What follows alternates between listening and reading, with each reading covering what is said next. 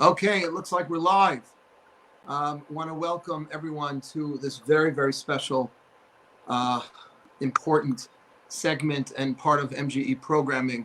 We are extraordinarily privileged to have with us two wonderful leaders from the African American, from the Black community, that I am so honored and privileged to be able to talk to Borough President Eric Adams and Reverend Dr. Joseph G. Ford. I've never had the opportunity to speak to these gentlemen, but their reputation precedes them. And given everything that has happened in our crazy world, we thought it appropriate at MGE to be able to reach out and to hear from leaders in the community and get their perspective on what is happening and really what we in the Jewish community, those of us tuning in to MGE,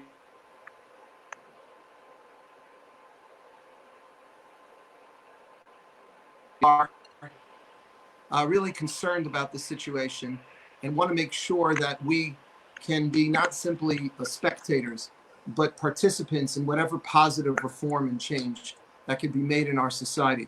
So I want to begin by welcoming our special guest. I want to introduce each one and just enter into a friendly conversation and get to know you both and hear your perspectives and get some wisdom. We will also have the opportunity to be able to hear then from you, the watchers and listeners. You'll be able to ask some questions. I know Maya is going to be sending some questions along. Let's introduce first Reverend Dr. Joseph Ford. Is a native of Detroit, Michigan. In 2009, Dr. Ford received his Master of Divinity degree from Princeton Theology Seminary. He was licensed and ordained into the gospel ministry at New Hope Baptist Church in New Jersey under the leadership of Reverend Dr. Ronald L. Owens. And it was at that place that he served as youth minister, and he also served as second vice president for the Middlesex Central Baptist Association Congress of Christian Education, and has facilitated youth and youth worker seminaries throughout the state, representing the General Baptist Convention of New Jersey. He is today the senior senior pastor at Faith Tabernacle in Stamford, Connecticut. And I'd like to thank Benjamin Cohen and my dear friend, Rabbi Donnie Cohen, who's a rabbi in Stamford and has a relationship with Reverend Ford. Welcome, Reverend Ford. Thank you. Thank you for having me. Pleasure. And Borough President Eric Adams, we thank you for joining as well. Graduated from the New York City Police Academy in 1984 as one of the highest ranked students in his class.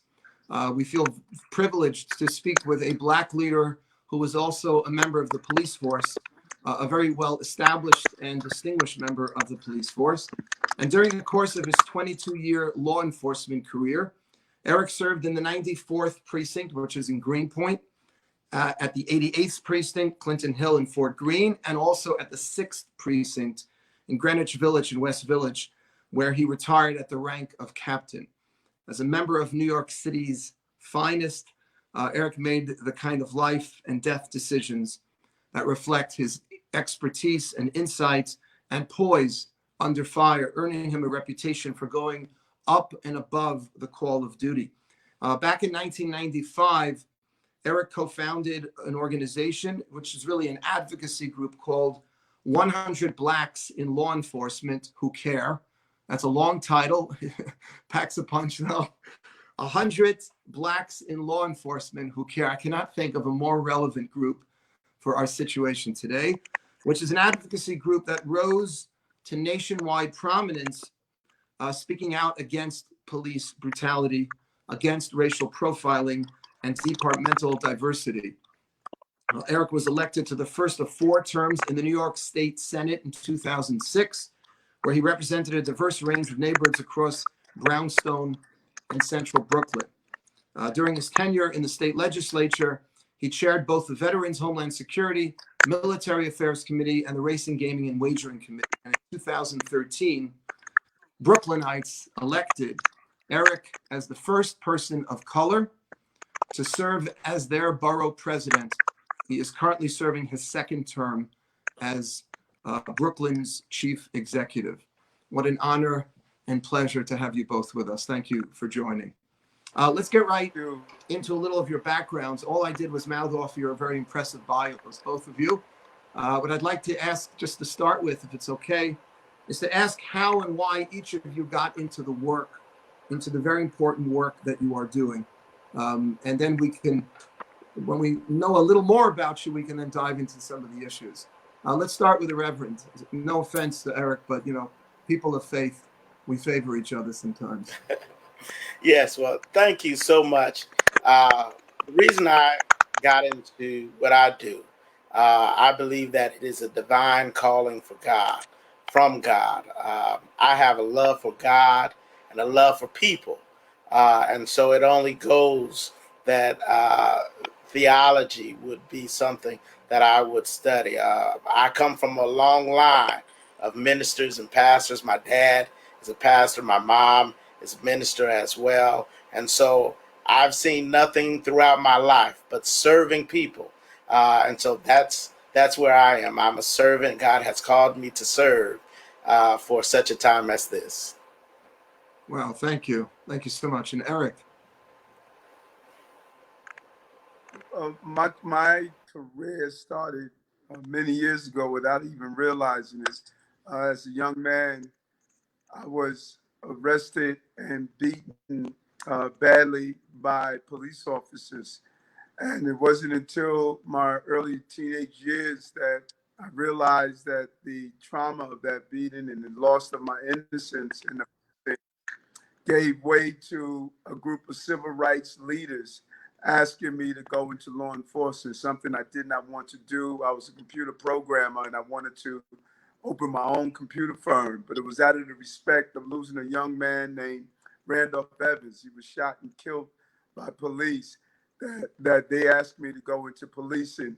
And I went in and was committed to police reform and building a relationship with the police in our communities. And I've been committed to that throughout my entire life, over 40 years of really trying to transform law enforcement. And it brought me to where I am now today. That is incredible. Can I ask you just what motivated you? Eric, to just not be angry? So angry you'd want to have nothing to do with law enforcement. I'm not sure who's typing. I don't think that's any of our panelists. It might be Benjamin. I'm not sure. Whoever's typing, if you could either mute yourself or not type, that would be wonderful. Sorry about that. So Eric, tell us a little, and then I would like to hear from the Reverend, what exactly, what kind of experiences that you have in your youth in terms of racism. But let's go back, Eric, in terms of what you just shared with us. What gave you the, I don't know if it's optimism or really the courage to enter law enforcement after having that kind of experience? And can you detail that experience a little more if it's not too painful? And I was angry. I was angry for some times. The officers, after they arrested my brother and I, they were filling out the arrest paperwork. And out of nowhere, they just said, "Do you feel like a beat down?" And they brought us downstairs, had us handcuffed, lied us on the floor, and just repeatedly kicked us in our groin over and over again. And I remember just yelling out. And I remember when I saw the face of the officer that took the life of George Floyd, I saw that same look on the face of the officers that assaulted us. And no matter how much we cried out and asked them to stop and yelled, hoping someone in the precinct would hear it, it didn't happen. And so that was a loss of innocence. And from probably 15 to 23, I didn't realize it, but I was experiencing PTSD. Every time I saw a police car, I relived that encounter. Every time I saw a police movie, I relived the encounter. And even when I heard a siren, I would relive the encounter. And so it was a lot of anger. And there was a lot of distrust. And it was built up anger. And it wasn't until I went into the police department with the mission that those elders understood more than I did that I had a demon inside me, and the only way to get that demon of anger out of me was to go back into the agency that put it in me, and I turned that pain into purpose, and I became committed and dedicated to looking at how we can make policing a place for good. And in the process, I came across some of the finest people I know in my life who are willing to give their life to public service. And we just need to make sure that those who don't share that same passion do not erode or destroy a noble career such as law enforcement. That's extraordinary. Reverend, what would you, if you'd like to share anything about your own personal upbringing or encounters with racism, or just comment on what Eric just shared, please go ahead. I think you're on mute, Reverend. Oh, okay. Okay. First off, I don't think it's not unusual for African American males to have negative contact with police officers. I'll give you two that comes to my mind right away. The first happened when I was about 16 years old. My brother was trailing my mother to take the car to the dealership in Pennsylvania, and out of nowhere, 3 cop cars came behind us and began to trail us, putting on their lights. We pulled over, and when we pulled over, cops came drawn with their weapons out, telling us to keep our hands on the dashboard. My mom had pulled over as well, and she got out the car yelling, "Those are my sons." Well, they pulled us over because they thought my brother was too young and he had stolen a car. And so on the mere suspicion of that, they tried to take us in. Luckily, everything was squashed. We were able to continue on. But that was a traumatic experience, to have guns drawn on you for you don't even know what's going on or why. And so that was a traumatic experience. I will say another experience that happened to me. I was about 18 years old. Again, minding my own business, driving, actually going to the store for my dad to get some bread, and I was pulled over. When I asked why was I pulled over, the cop said I looked suspicious. I don't know what that means, looking suspicious, and from the best I could take from it is because I was a young black guy driving in a pretty nice neighborhood. I grew up I went to school. I was in Highland Park, New Jersey at the time. But I was looking suspicious. That's what he told me. I followed everything he asked me to do at the time. He even asked to search my car. I said, no problem. He went as far as to take his flashlight and shine down my pants, which was a humiliating experience. And all the while, I knew that I had to take all of this, because if I made a move at that moment, it could mean my life. And so I took it, and eventually the cops let me go. But afterwards, directly after it happened, called my dad, got with my pastor at the time, and we went to the police station to make a report afterwards as to what had happened. And so when we talk about racism, it is real, and it is very likely that, especially if you are an African-American male, that you have experienced it in one form or another.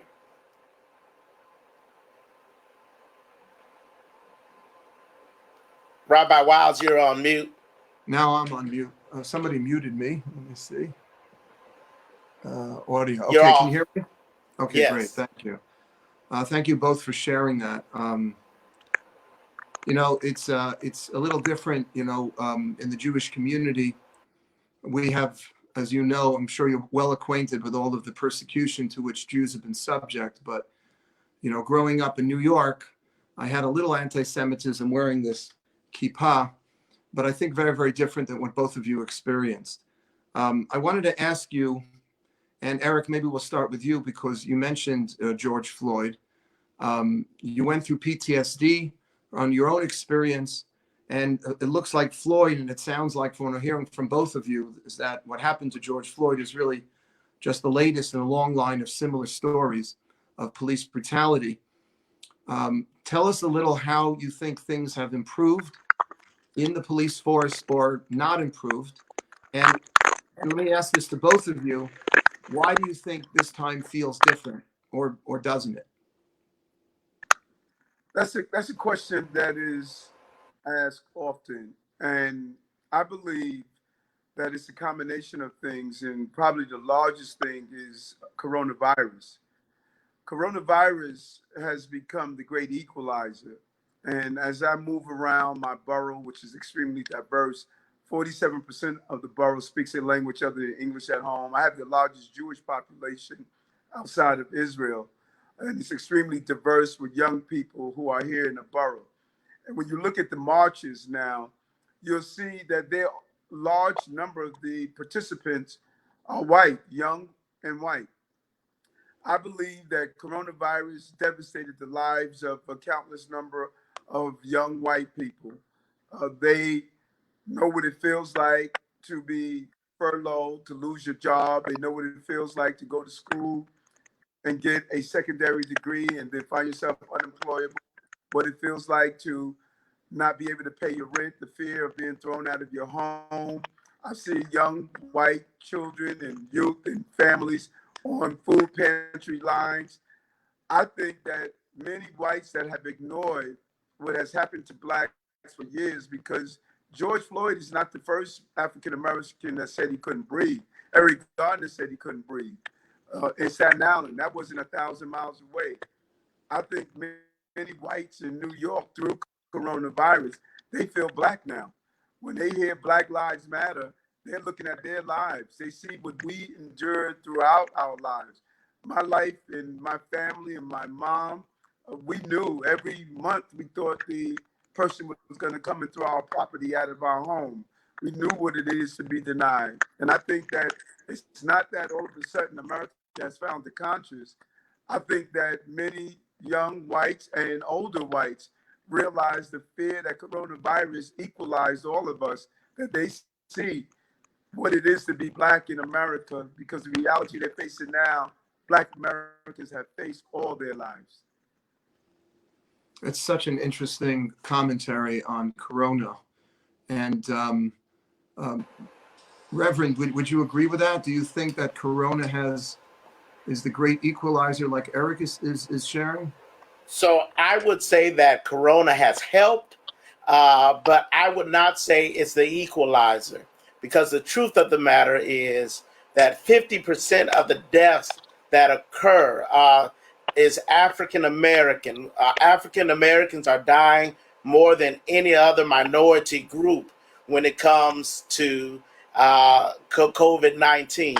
And that's because there are underlying issues. Those underlying issues really are a result of the results of racism and what has happened for 400 years since slavery, that we now have underlying health issues. So when we talk about the coronavirus, we're talking about a group of individuals, of minorities, who are less likely to have health insurance, so they can't go to the doctor as well. We're talking about a group who live in, who are food insecure or live in food deserts, and so their diets aren't as what they should. So many times they suffer with things like diabetes or high blood pressure, and all these things aid in the higher death rates for African Americans. So like I said, I believe that Corona has somewhat helped us to have a wake-up call, but there is still a vast difference in the effects of it in the African American community and in the fellow white communities. Thank you, Reverend. Let's get back to the police issue for a minute. Eric, did you feel that you were treated differently when you were a member of the NYPD as a black man? Without a doubt, and I don't think it's based on my opinion. The numbers clearly showed that African Americans and Hispanic officers were penalized at a higher rate internally. They were fired and terminated at a higher rate, disproportionate to the number of officers on the job, promotions, assignments.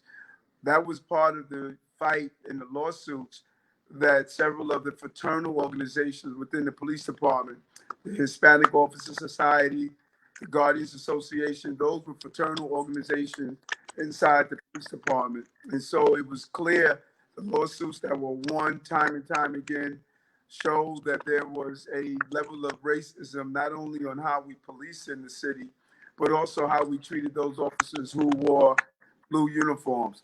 The mere fact you wore a blue uniform or wore that shield did not shield you from the racism that you experienced.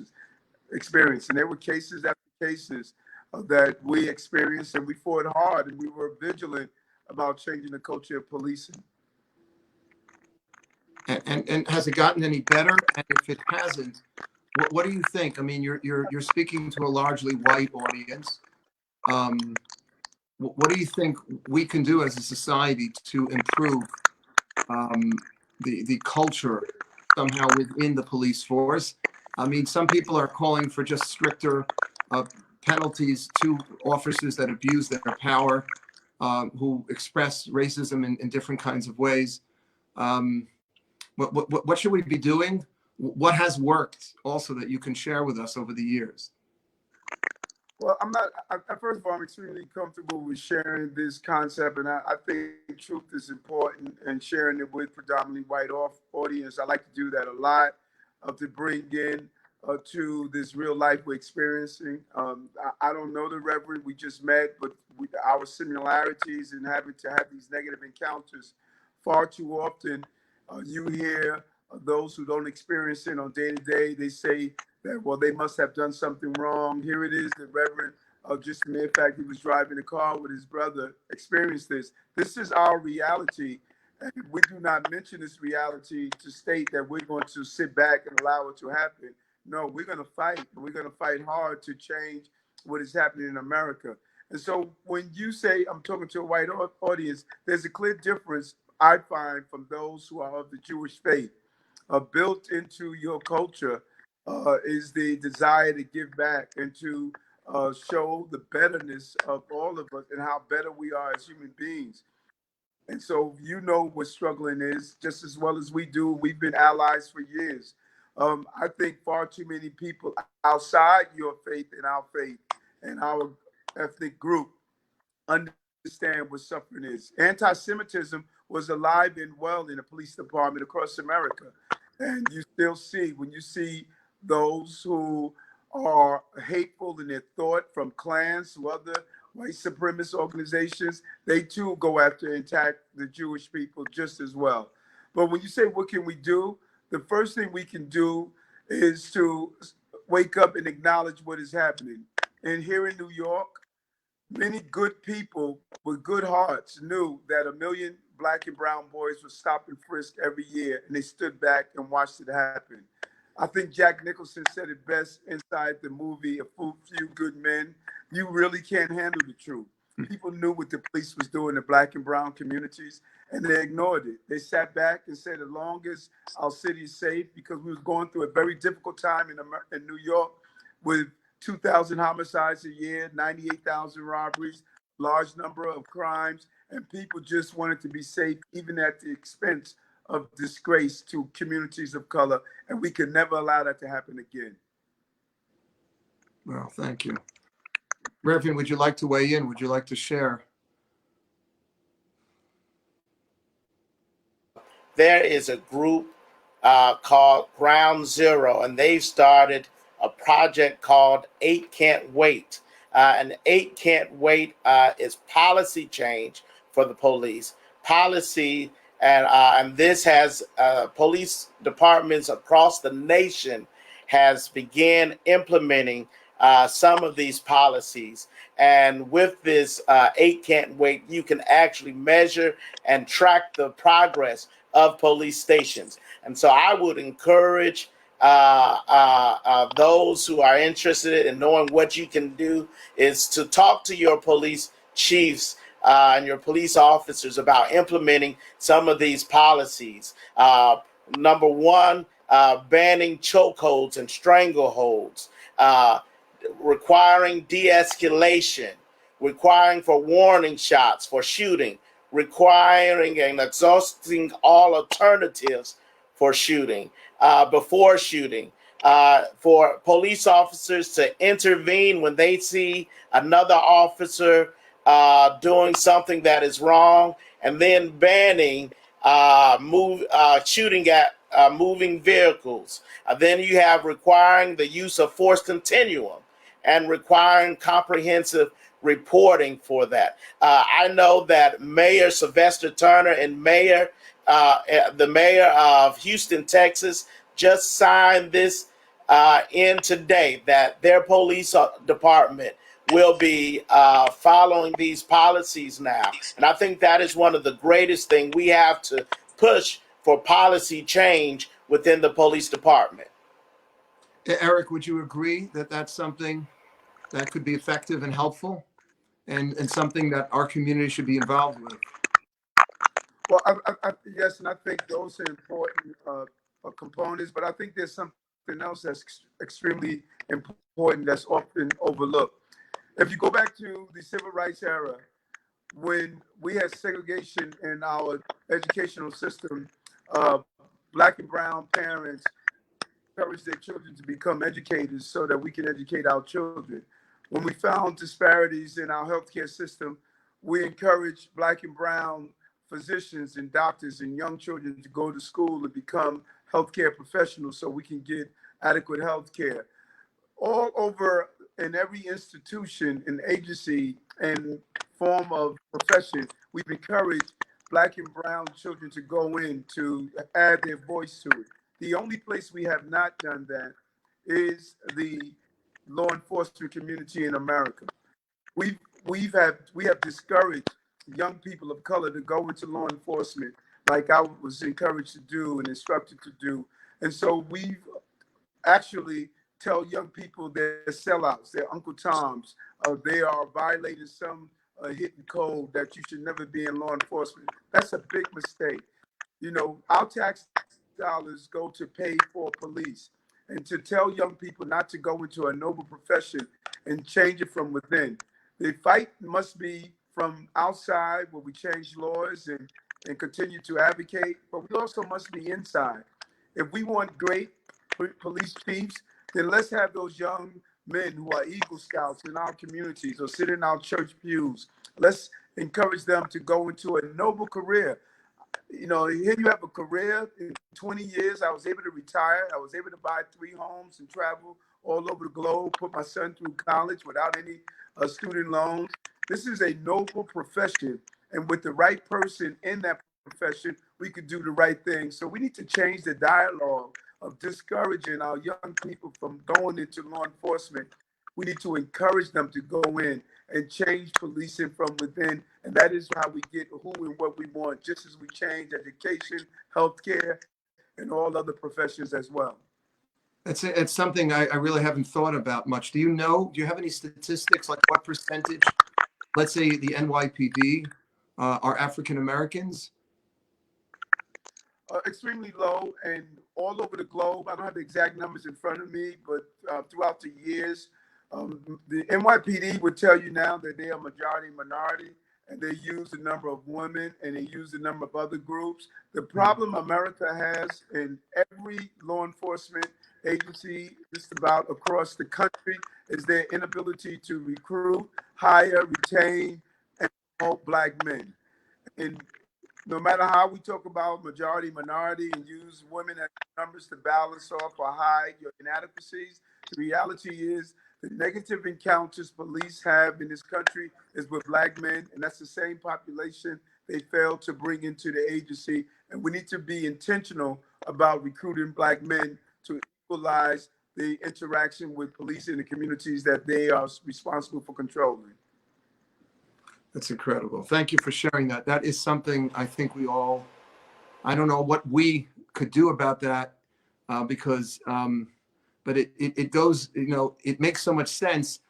there are different ways of attacking this problem. One, of course, is through legislation. You're a politician, but to change the culture within the police force, it just goes. It makes perfect sense. If you have more Black people, there'll be less ignorance. There'll be more sensitivity, hopefully, and these kinds of incidents hopefully could be brought to an end. I want to ask you both a question that has been. A lot of New Yorkers feel very differently about this, and people throughout the country. But along with the peaceful protesters, and I think statistically, the majority of people protesting have been peaceful, but we know that unfortunately there was a decent amount of rioting and looting. And there have been members of my own community who've been very upset with the media or with other members of different communities, Black and white, who seem to give a pass to the rioting and looting because people are so angry, people want change. And therefore, on some level, it seems people are willing to justify or turn a blind eye to the further destruction of people's personal property. I know that there was a police officer, he got hit in the head, in the face with brass knuckles just for being a cop, and this is happening all over the country. What do you both have to say? I'm interested, Reverend, on your perspective as a man of faith, and Eric as a former member of the NYPD. Let me say this. I do not condone rioting, but Dr. King said that rioting is the voice of the unheard. And so some of the rioting, not all of it, is because there are individuals who are frustrated because they've spoken out, and for the longest, for 400 years, America has not been listening.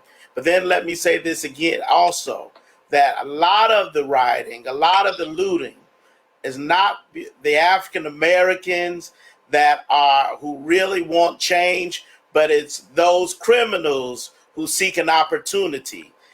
They're opportunists. They're seizing on this time to take advantage of what's going on right now. And I think we have to stop that. Then the other is there are individuals who want to start violence and who are instigators. And we need to make sure that we pay attention to that as well, because there are those who will want to portray all African Americans as criminals, as no good thugs. And when we get together, inevitably violence will happen. And so I think we must speak out against rioting. We must speak out against looting, and we have to protest peacefully.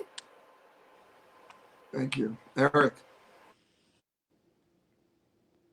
Reverend he said it well, and there were three groups at the beginning of the protests here in New York. There were three groups, part of the overall body of people in the street.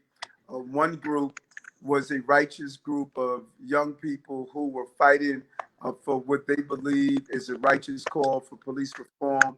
They should be protected, nurtured, and supported, and I will continue to do so while I was walking the streets and speaking to many of them.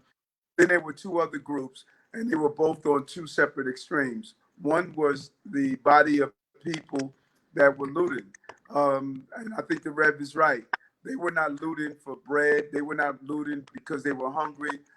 When you break into a store and steal a Kate Spade bag or a Louis Vuitton bag, you're doing it out of desperation. And I don't tolerate that, and I don't accept that.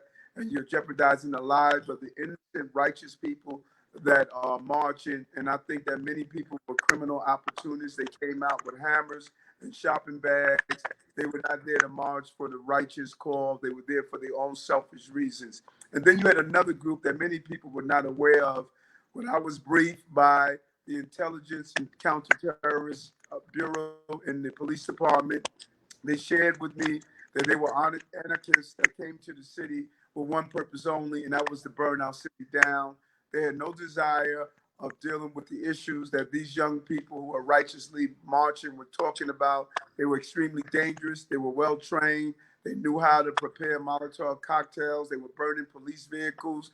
They were coming with backpacks full of rocks and stones and resupplying those who were on the ground. And immediately when I became aware of that, I reached out to retired members of the New York City Police Department that was part of my organization. And I reached out to some of the march organizers, and I started to educate them on what to look for and how to remove these people from their ranks that were marching with them.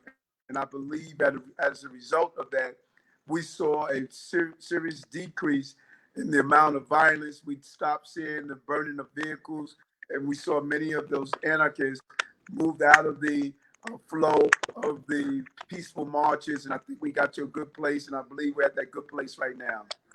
Well, I really appreciate both of what you said.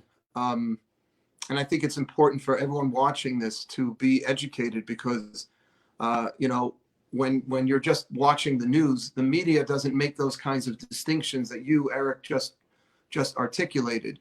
We just see violence, and you just think it's part of the either Black Lives Matter, or you think it's just part of the whole frustration that people have, and then it turns off people to the movement. I can't think of a greater stain on the memory of the late and great Martin Luther King than people looting and rioting in the name of civil rights. That's exactly what he preached against. So I appreciate you both, you know, decrying the violence, and you, Eric, articulating that there are different groups that just come in and co-opt. That information needs to get out. You know, people need to be much more aware of that, because I've spoken to people in the last couple of days who are just disgusted with what happened to George Floyd and racism that continues to rear its ugly head in this country, but then don't want to get involved with a movement that has these kinds of elements to it. And what you're saying is that these are foreign elements, really, that have inserted themselves and co-opted the movement on some level. And I think that's really important. And the question is, what can be done to, I mean, I guess you started doing that. You said retired police officers to try to remove some of those individuals. But I just want you to know that, you know, what I'm hearing on the street a little also is a lot of frustration with these protests, because a lot of, you know, some of them ended in violence and in and casting that we want. So this is extremely, extremely important that the movement not get tainted and people know who's doing what. It is important. And I'm a believer in the philosophy of Dr. King and what he lived for. I'm a believer in the philosophy of Nelson Mandela. I saw the jail cell that he spent a substantial amount of his life when I went to South Africa. I'm a believer in Gandhi. I went and visited where the same location where Gandhi was assassinated and the life that he lived in his last steps. I'm a believer in nonviolence. I believe that you cannot replace violence with violence. One tyrannical act to another tyrannical act is not going to take us anywhere. But I also know that for far too long, many people of goodwill have lived in a very comfortable state and have ignored the despair that countless number of people have been living through. We have an obligation and responsibility to raise our voice. We cannot just ignore and say, well, I'm not the one that's inflicting the violence. You are aware of it, and so we need to be very much a part of it. So I encourage people, and I tell all groups, march with your children. This is a teaching moment. If we want to make sure that our children are not doing something wrong at a march, then we should go and be at the march with our young people. My son joined me just about every night as I move through the march and speak to young people and ask them what are their thoughts and how do they want to see our country become. We got to be engaged at this time. This is a very significant moment in history and who and what we are as a country. We've become a very mean place in these last few years. We no longer talk to each other. We no longer communicate. We yell at each other. Many families don't even sit down and have dinners anymore because they're afraid to get into disputes. It's time for us to reintroduce ourselves, number one, to ourselves, and number two, to those who are in our lives. We have been hijacked by social media, hijacked by Twitter, Instagram, Facebook. We need to reintroduce ourselves to what it is to be compassionate, loving, kind, and human beings once again. And this is a wake-up call for us as human beings. Thank you. Wow. I really appreciate that message. And I'm sure the many people watching Many people watching are appreciating the conversation. I can't tell you, MJE, you both may not be aware, is primarily 20s and 30s. A lot of young Jewish professionals living in the tri-state area. And, we have a very diverse community ourselves. Jewish people don't all think alike either, just like Black people or any other minority ethnicity. We all have our own opinions. The one thing that I think has changed in our time, I think, is what you just said, Eric. We just are not talking to each other, and we are defriending those from our Facebook pages with whom we disagree. And we have networks now devoted to one perspective and not the other. No one's listening. Everybody's shouting and yelling. And we've just closed our ears to opposing views. And it's such a terrible, terrible shame, because that's the greatness of this country. This social experiment, the United States of America, was designed to be a melting pot for different groups, different ideologies, different visions as to what our society, but what brings us all together is that we respect opposing views. It's very difficult to imagine how we're going to fix real social problems like racism, bigotry, anti-Semitism, if we can't reach across and talk to each other. And one thing that we want to just emphasize, and we always emphasize this at MJE, and I thank you both for being here and reflecting this view, and that is we have to have that basic modicum of love and respect for one another, even if we vehemently disagree with the other person's point of view. When I grew up, it's not so long ago, I'm a fairly young person, you always had a Democrat and a Republican, a conservative, liberal, arguing against each other. And, I watch Fox, I watch CNN, they just keep bringing on the same people. And so everyone can hear the same thing. And that's so detrimental. And I'll stop talking in a minute so we can give some opportunity for our viewers to ask you guys some questions. But I just want to share one very important Jewish concept. Our most important rabbinic literature is called the Talmud. And we have a tradition in the Talmud of arguing. They say 2 Jews, 3 opinions. Okay. And we invite that because we believe that when 2 opposing views challenge each other and they butt heads, then you have a greater chance of arriving at the truth when you have a prosecution, a defendant, when you have a yin and a yang, a pro and a con. And that dialectic, what emerges from the dialectic ultimately is a finer sense of reality than if 2 people who agreed with each other. There's a great story in the Talmud of this one rabbi who had a chavruta, it's a study partner, and he learned with him for years, and he died. The study partner of his died, a great rabbinic scholar, and he cried and he mourned, and they gave him the next rabbi to learn with. And he learned with him, and he was a brilliant scholar also, but he said to him, "You just agree with everything I say. Rabbi so-and-so, the one who died, for every word I said, he had 5 arguments against me."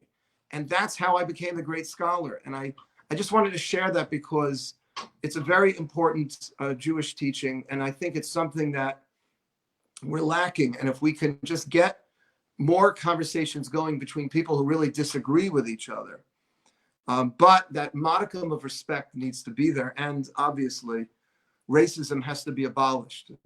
Bigotry and irrational fear of the other is something that in all of our faiths, in the Christian faith, in the Jewish faith, in any peace and good loving people realize how awful and damaging and just toxic racism is. I can't get the image of George Floyd, of being choked out of my, and Eric, something you said before, the image that sticks with me also is not only his life being sucked out of him, but the officer that was watching. I don't get it. I'm just having such a hard time wrapping my head around that. And I think what you just said before is very well taken, that, okay, we weren't there, but we're here. We are here living in the United States in 2020. We are witness to what is happening. It's a complicated problem, but it is also somewhat simple. Racism, anti-Semitism, all forms of bigotry, all boil down to some kind of fear or hatred of the unknown. And we have to work together. Faith communities, Reverend, I can't tell you how much I appreciate you being here. And Eric, as a former NYPD and now as a politician, how inspiring is it that you went into the police force after the experience you had? And I bless you and I give you the greatest success with your work in getting more Black Americans to join the police force. We need more good cops in general, but perhaps if there were more Black cops, we would have less bigotry and racism, at least within the police force. Okay, I'm getting off my soapbox now, but this has all been bottled up in me in the last 30 minutes or so listening to you two. I would like to take some questions if that's okay with you. I have here, Khani's asking, what practical actions can we take as Brooklyn/New York Jews to promote real change? Are there any specific suggestions that Reverend Dr. Ford, Borough President Eric Adams recommend that we can do, learn, or promote? They want some, what we call in Hebrew, a little tachlis now. Like bottom line, what can we do? I think there are a couple of things. Number one, march together, join the fight, join the protest, join the rally. I believe that, as you have seen, we can make a difference if we speak out. As it was said earlier, there feels something that this feels different from other rallies and other times where we've come together, because it's not just African Americans that's asking for change, but it is people of every race, creed, and color. And it goes past just the United States. If you go to Paris, France, they're now also marching and rallying behind Black Lives Matters. All over the country, all over the world, there are groups coming together to rally together. So I think by coming out, making your voice heard, that becomes large. Also, voting. One of the big things, those elected officials, we have to be able to hold them responsible. And we have to get out and vote our officials in who hold our best interests at heart. On top of that, I believe also it is important that we have communication and dialogue like this, so we can hear the difference of opinions, as you said earlier, and begin to really flesh out, what are the real issues. And we may never come to a neat, clean agreement where we can all say we're on one accord, but we can say, I hear you and I have empathy for what you're going through, and I'm here to stand with you in this. Thank you so much. So marching together, join the protests, the rallies, the peaceful protests, voting, you said, and number 3, communication and dialogue. Thank you. Eric. Yeah, and well said, Rev.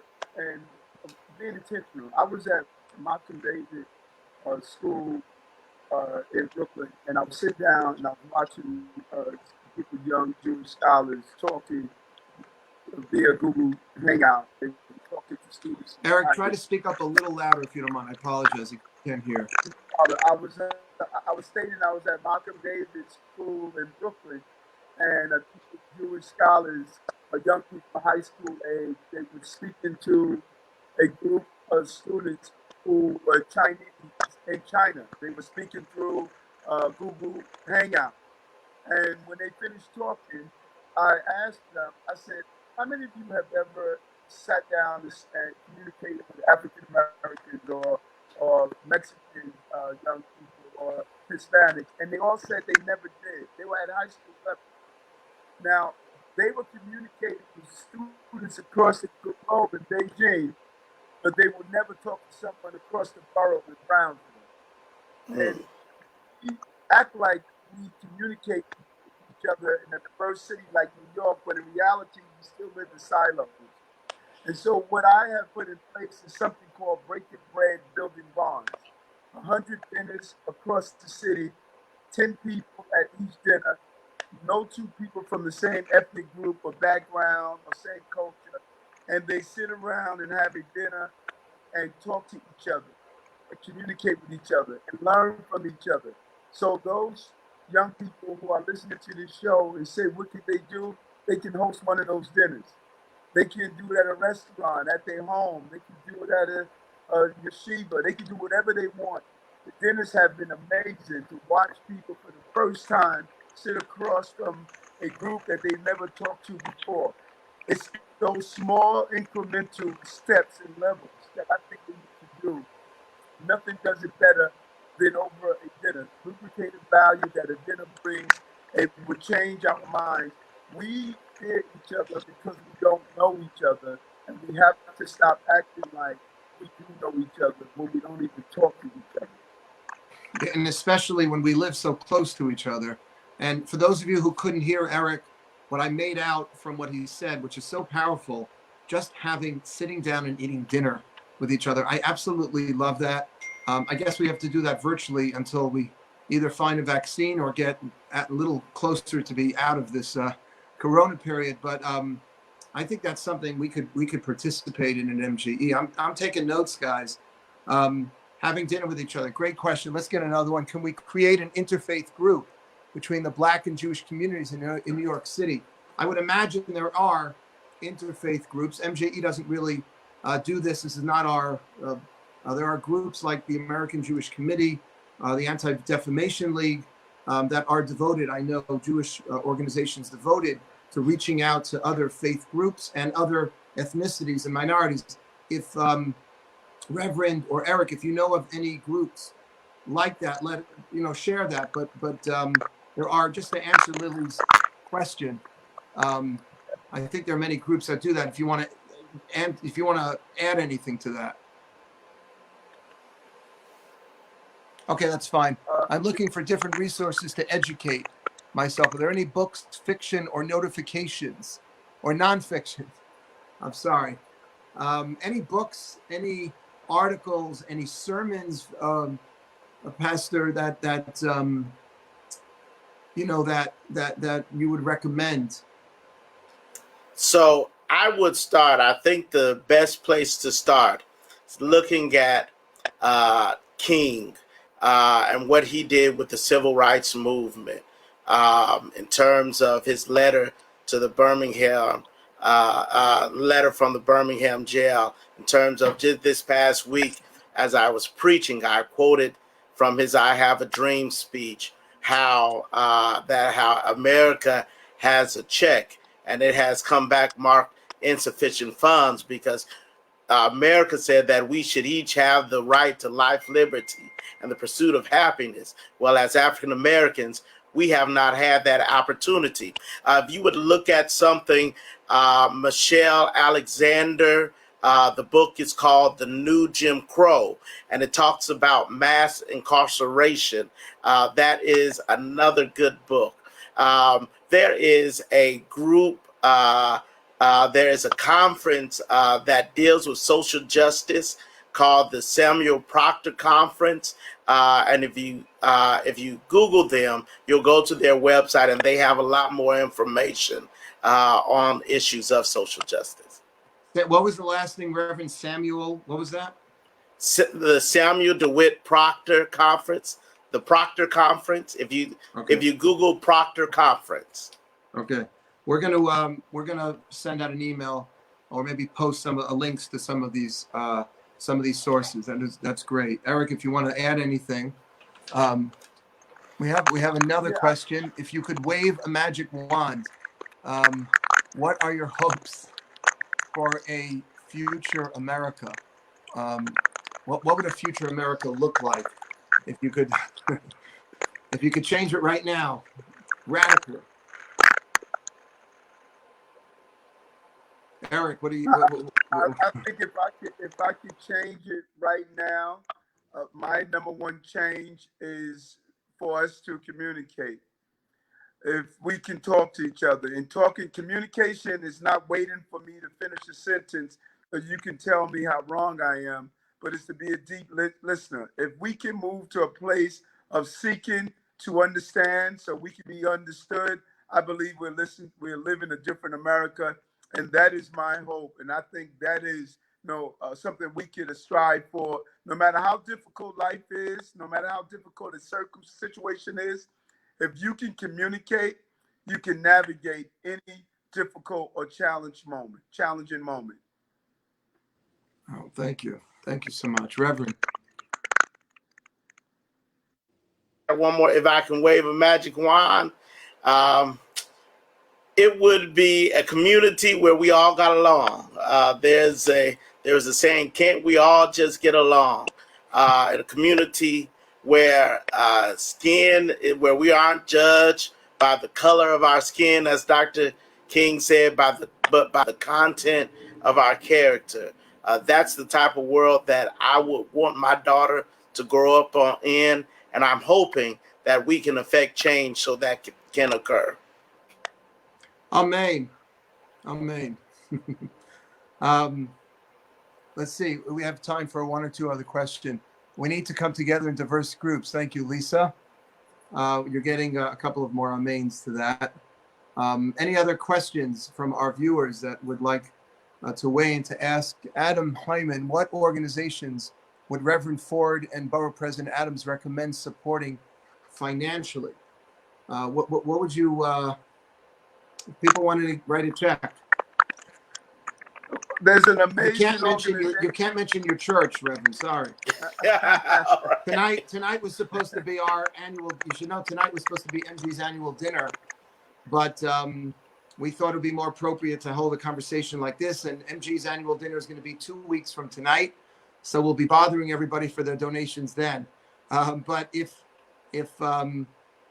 is there a cause that you think is particularly effective, Eric? Maybe something within the police force or any recommendations? There's an amazing organization called Campaign Against Hunger. An amazing woman, Dr. Samuels. She fed close to 3 million New Yorkers who fell on hard times. You can go online and find her website. She's an amazing woman. She has really dedicated her life to help people in need. And over the last period of months or weeks, when coronavirus has been here, she has delivered and served over 3 million people with a small group.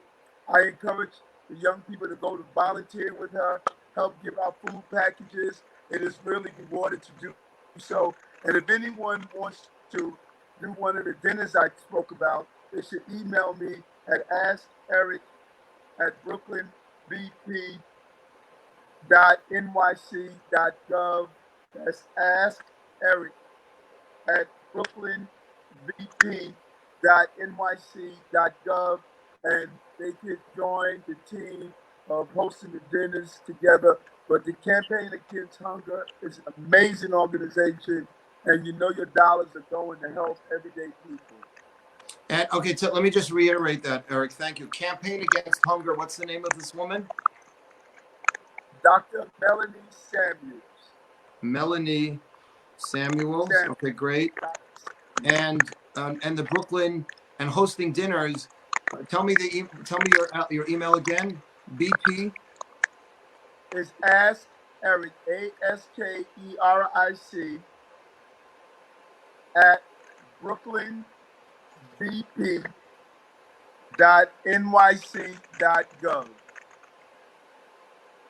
Okay, I got it. And wait, the first few words again. I'm sorry. AZ. ASK. ASK. Yes. Ask Eric. Ask Eric at brooklynbp.nyc.gov. And that's for the hosting dinners. Yes, if anyone's interested in the dinners. Okay, Rachel just posted it from our staff. Thank you, Rachel. Okay, that's great. Any other questions? It's getting a little late.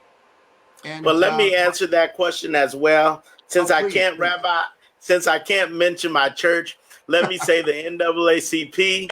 I've been working with them lately, and they are writing policy so that we can try and have change here.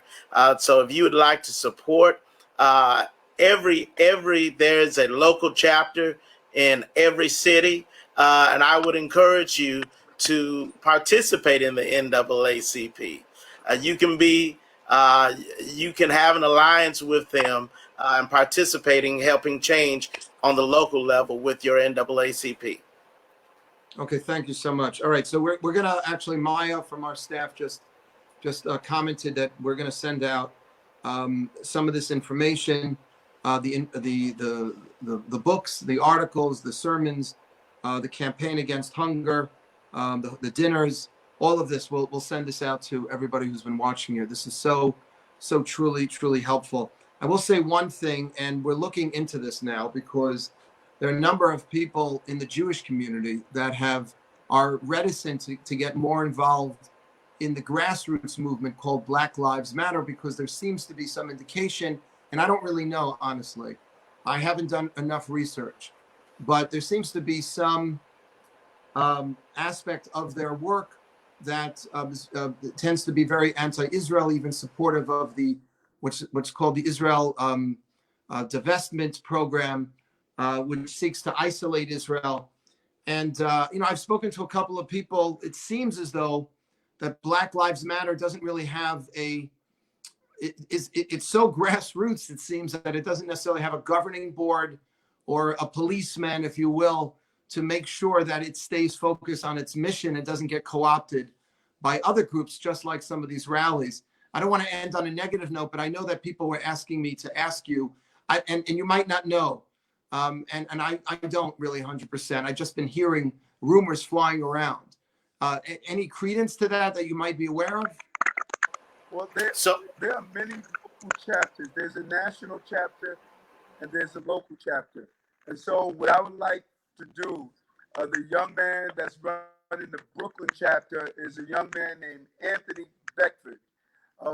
Either you could bring him on, interview him, and you can hear firsthand from him, or you could host a Zoom or a dinner.